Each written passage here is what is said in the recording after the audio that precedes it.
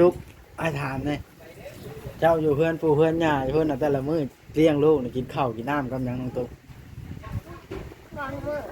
เมื่อวานนี้มีบุญวานนี้มีบุญในบ้านบุญเจ็บอ๋อฮะนี่แนมบอกว่าเจ็บเนี่ยมันเจอเป็นตาสั่งแล้วพี่น้องไอ้พวกคนน้อยนะโอ้ยน้องลำไยเลยเป็นอะไรจังมีชื่อลิ้นมีชื่ออะไรคือบ่เอิ้นให้เรื่องเลยเลยอยากชื่อหลายชื่อบ่ชื่อแท้เพราะว่าลำไยชื่อลิ้นแนวใดเพิ่นให้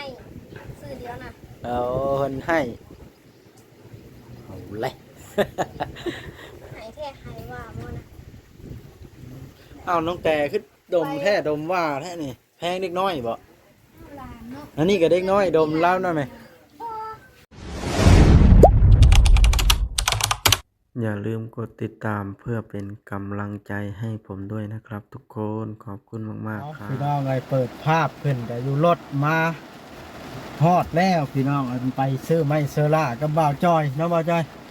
สบายดีFC เนาะมาฮอดบัดฝนตกหนักพี่น้องลงจากรถบ่ได้เอาแล้วกินไปให้เพิ่นเฮ็ดกินแล้วกินนี่เนาะบ่าวจอยซื้อหยังใส่วัว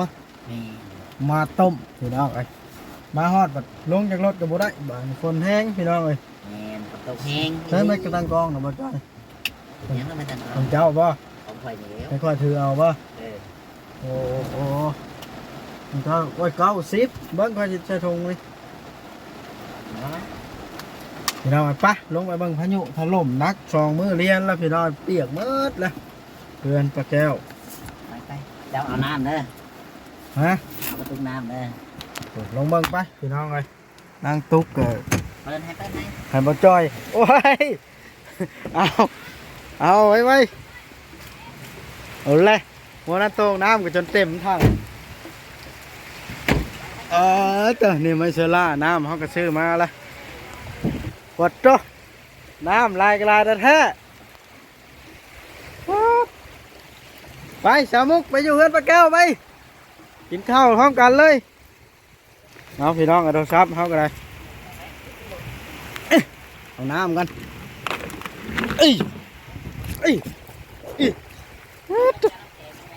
ล้างแห้ง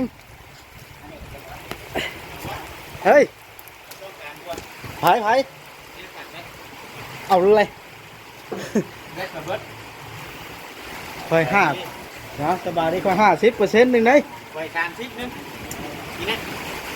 เอาจ้าน้ำกันเลยก็บอกคำนั้นมี2 ตายอยู่พี่สายอยู่หันว่าสายค่อย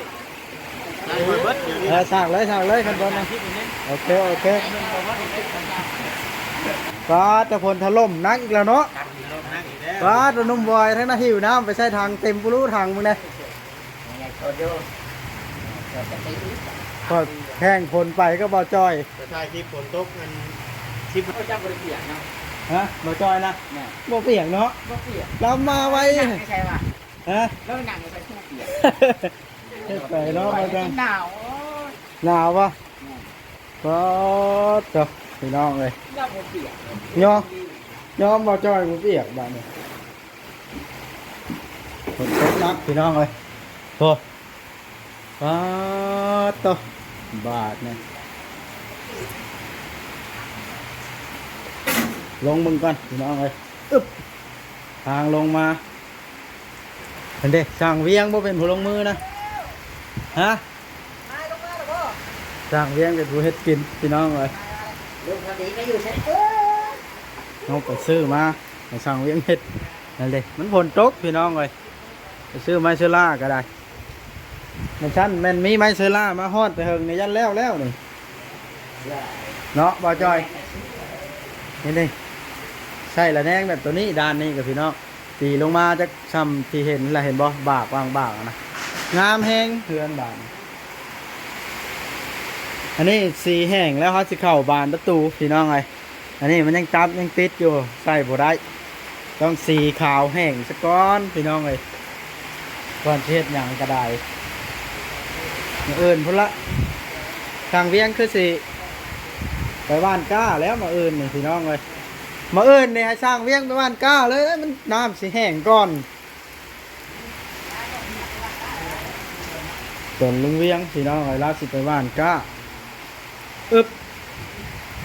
อึบเอาแล้วบาดง่าย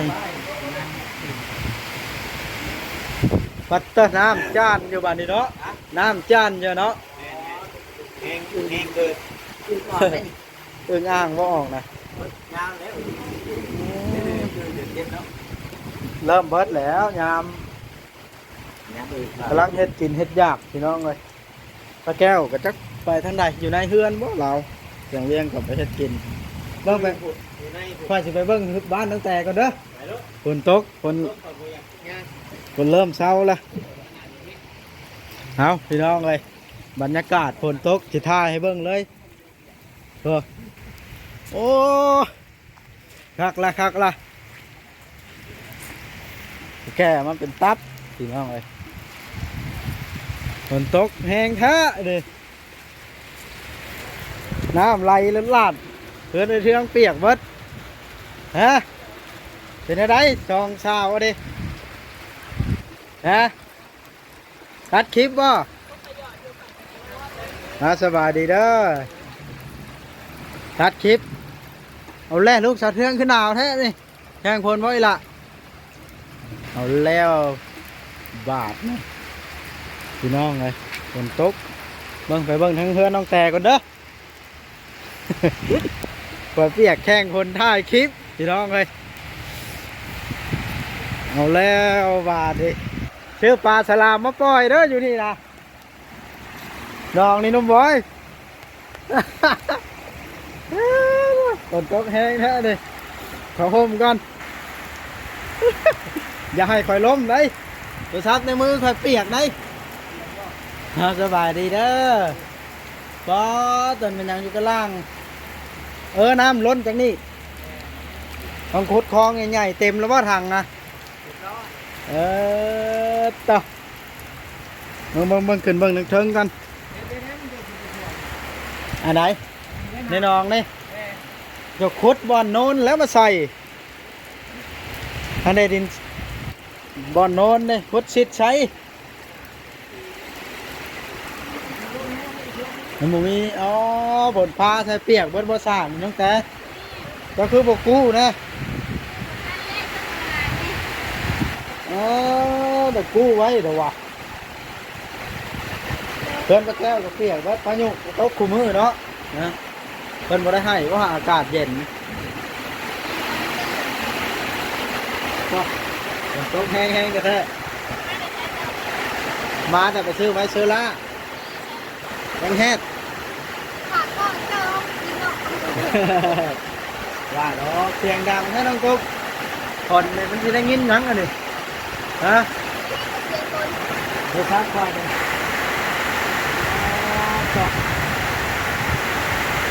อันนั้นน้องแต่เลย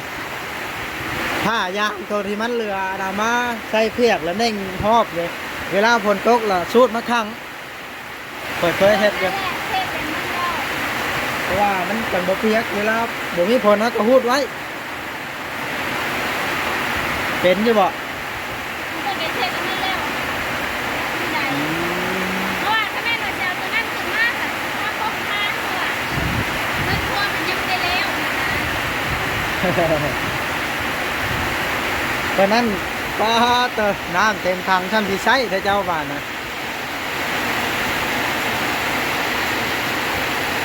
ตกแห้งตกหึงมาเนี่ยร้านนี้ตกบ่หึง วันตกอะไร ไม่ได้น้องทุกมาเนี่ยสีเมื่อว่าละสีนอนพี่ ไม่ได้หรอกตกอยู่ เอาบัดบนเช้าเพิ่นแล้ว เราประมาณหนึ่ง ฮะทางมึงก่อนเนาะโอ้ยเสียงดังฮะ ตกเองมาแบบเด็ก บ่แล้วหากมาตกฮอดอันทางแหว่นี่ก็ฝนตกนะมาตกในทางแหว่เลย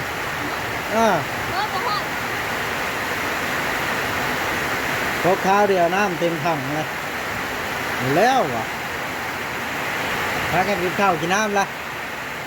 แกงแค่ตัวผักก็มากขึ้น กินแกงเฮ็ดพวก ทอดไข่เท่านั้น เป็นไรน้องตุ๊กถามลิชุมอ้ายบ่ได้เข้าไปโดนมันเงาวะ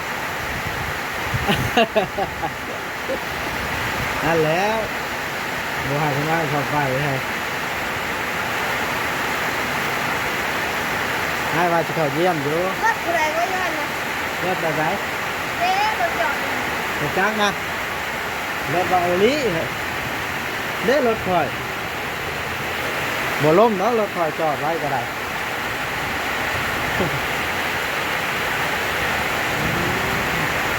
โทษเนาะ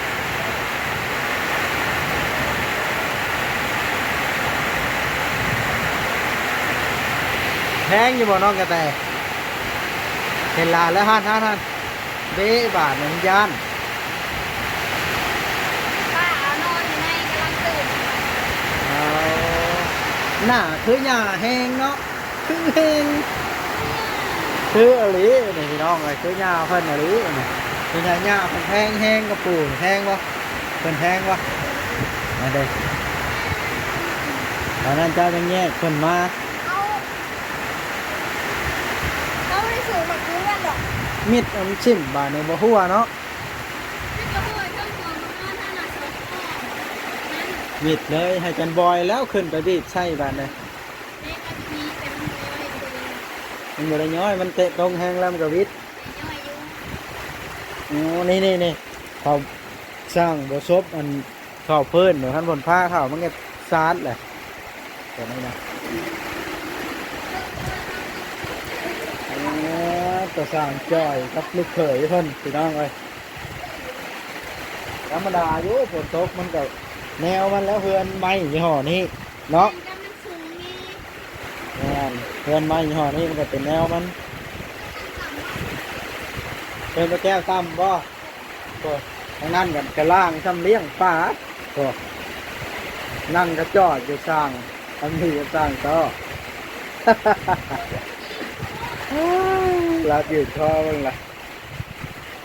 มันคืนนี่อันนอนใช้พอจอยนะนอนอยู่นอกนมโอยได้จ้ะนี่แล้วก็ผัวอยู่ไหนน้องตุ๊กนอนอยู่บ้านปูแหมบ่ทันมา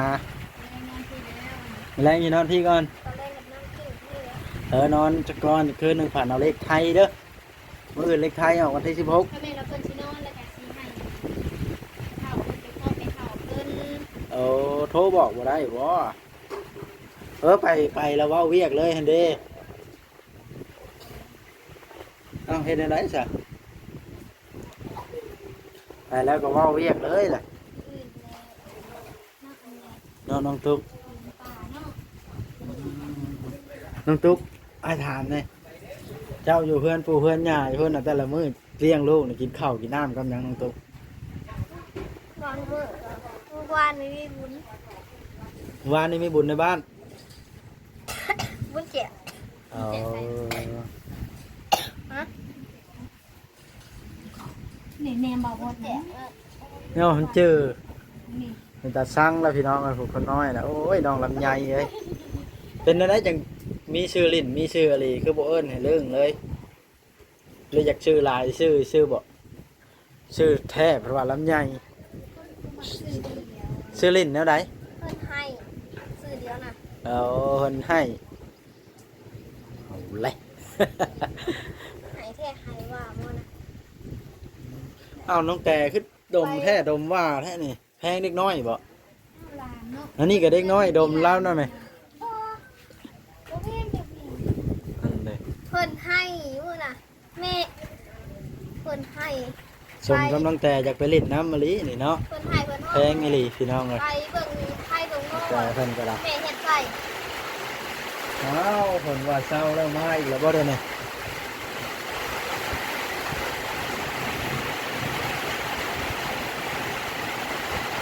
ระวังปอดพ้นขึ้นได้บ่เข้าในพวก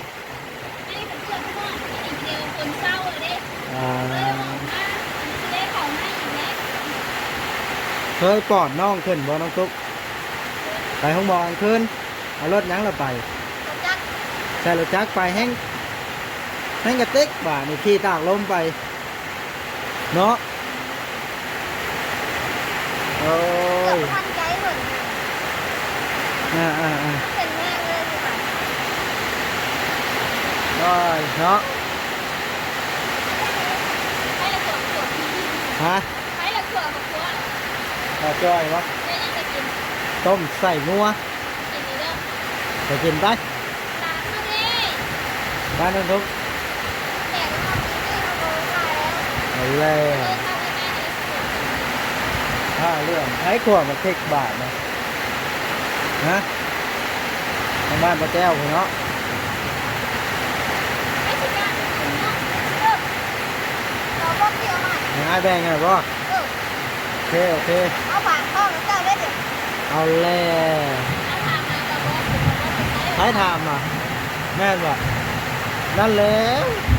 ไอ้ว่าที่เขาเยี่ยมอยู่บ่ทักมาจะเพื่อให้จะกล้าไปเนาะโอ้เพิ่นบ่ให้เข้าไปบ่เพิ่นบ่ให้ถ่ายแต่สิเป็นว่าบ่ให้ถ่ายก็ไปเล่น ก็เด็ดไปเสือได้ขายได้ เอาถ่ายเขากับบถ่ายแนวมันจะพิษล้ำถ่ายทางชีวิตกินอยู่จังได้ซื่อๆแบบนี้นะ ก็บอกมาทำตัวเรียน อันนี้นะบ่ นี่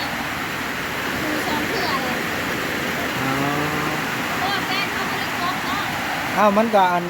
บ่ได้มีเสียนได้เดียวในขณะฮะ นี่ตัวนี้ขนาดนี้บอก เริ่มเคียงแล้วเนาะ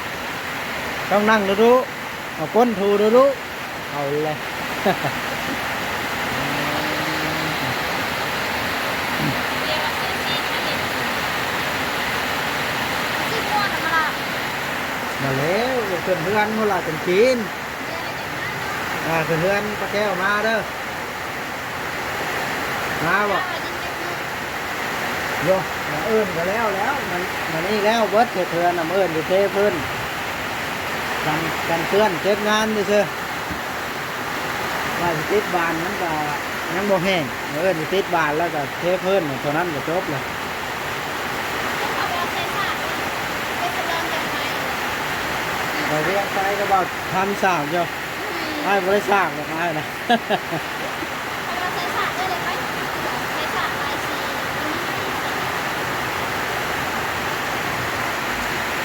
เลยจะได้น้องกระแตบ้านเลยเห็นน้องมาดีใจอยู่บ่ดีใจแล้วบาดเลยเนาะบ่ได้เห็นกันแต่เพิ่มแล้วเด้อเมื่อมาซื้อดินเราได้เห็นนะมาเห็นโต๊ะดูยุดพี่น้องเลยขนาดโต๊ะมาขนาดมาโต๊ะเดียว แต่มันเพี้ยนมันจะเกิดขึ้นเดียวเนาะ แม่ นี่ว่าเห็นไหมคะจับเลยก่อน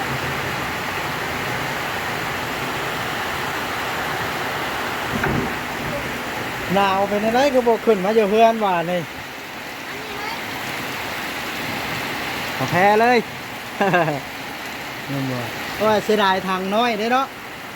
มันทางใหญ่จัก10,000 ลิตรนี่มันตกเฮิงแบบนี้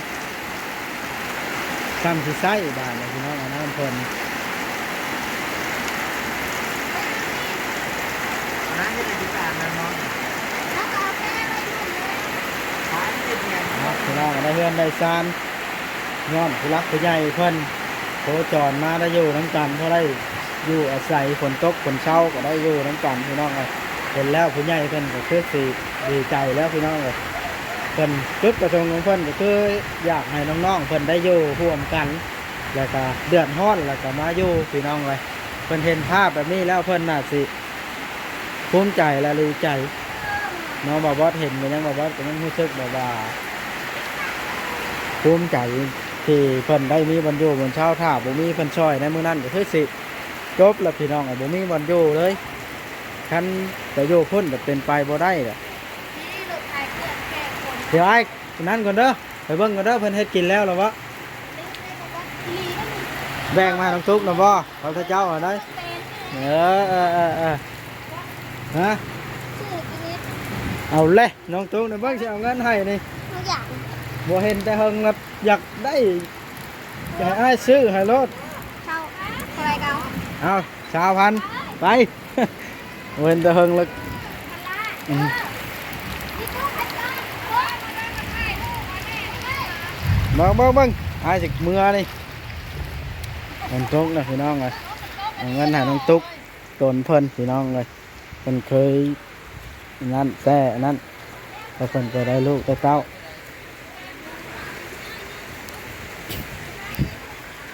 ว้าตัวบาทเลยพี่น้องเลย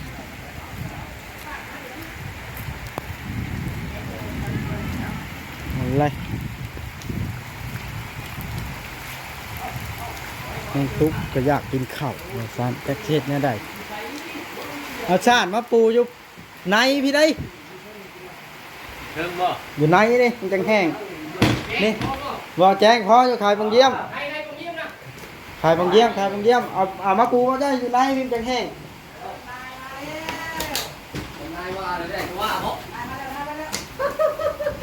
นี่เอากลางเออ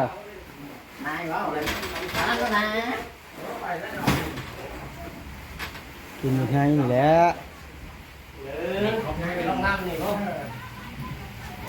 เด็ต้มใส่บ่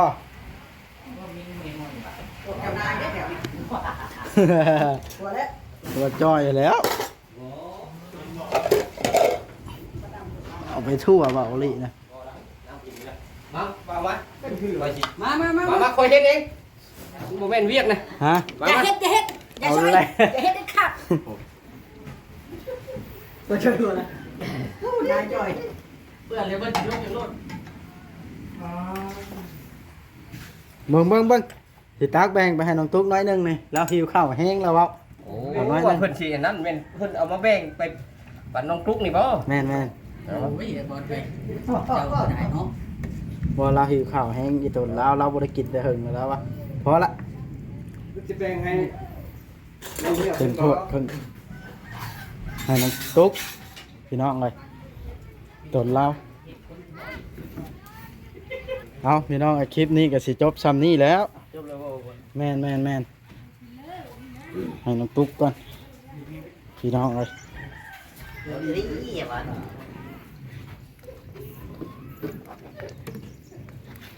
เดี๋ยววัดเดี๋ยว นี่เด้ปลาตัวฮ้อนแห้งแท้นี่เอาน้องตุ๊ก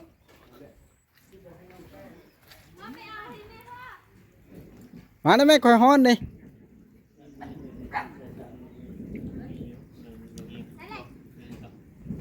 พอใจเอาแล้วพอจอยดิไว้มันฮ้อนดิ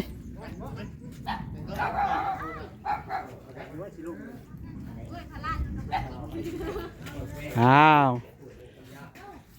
โอเคแล้วเอา ข้างเลย เอาแล้วนั่นเด้อทอกช่วยมาท่องปลาแก้วเด้อเอากินเมื่อไรจังส่งก็ได้เอาโอเคพี่น้องกินข้าวกันคลิปนี้จบซ้ำนี้ก่อน